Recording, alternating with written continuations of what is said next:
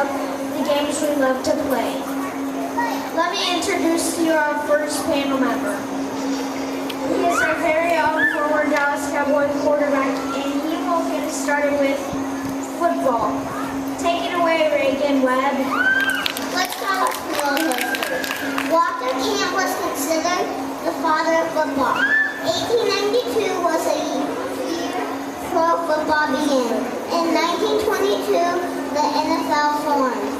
First Super Bowl game was played in 1967 between Green Bay Packers and Kansas City Chiefs. Enough history, let's get to the fun part. We like to call this the sights and sounds of the sports. Football, that would be cheerleaders. First down, second down, third down. Punt. Touchdown. Catch. Super Bowl. And the news. Raising TV.